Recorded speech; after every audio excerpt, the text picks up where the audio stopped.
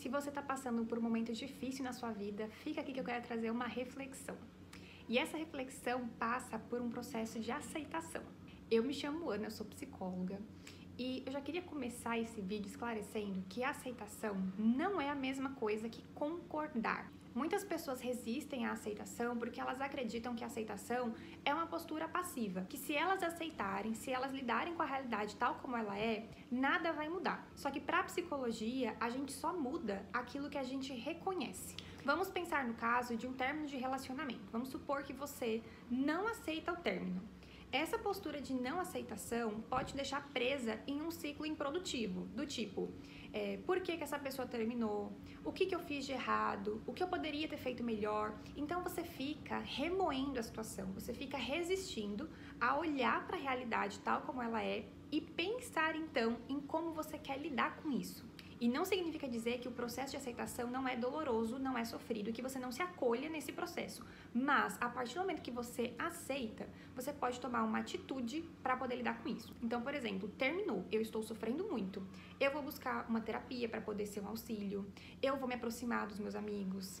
Eu vou tentar ser uma pessoa melhor para mim. Então, quando você entra em um processo de aceitação, você sai de uma postura de remoer para uma postura de se cuidar nesse processo. Já que está sendo tão doloroso, como que eu posso me cuidar ao invés de ficar me colocando para baixo?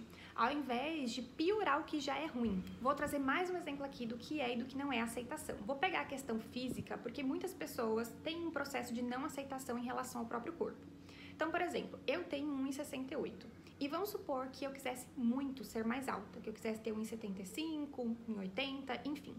E aí eu ficasse em pensamentos do tipo, por que eu não sou mais alta? Me comparando talvez com algum familiar, mas a minha irmã é mais alta do que eu, mas meu pai é alto, por que eu não vim alta?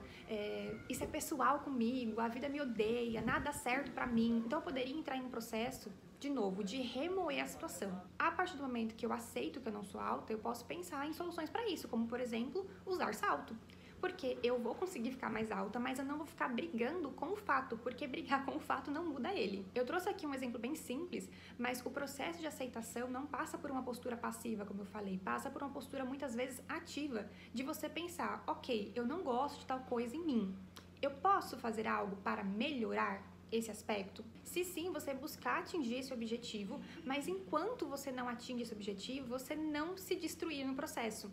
Claro, vai ter frustração, pode ter tristeza, pode ter raiva e, como eu falei, acolher as emoções, mas focar em algo que vai te aproximar da pessoa que você gostaria de ser, ao invés de continuar se colocando para baixo, se destruindo, se comparando.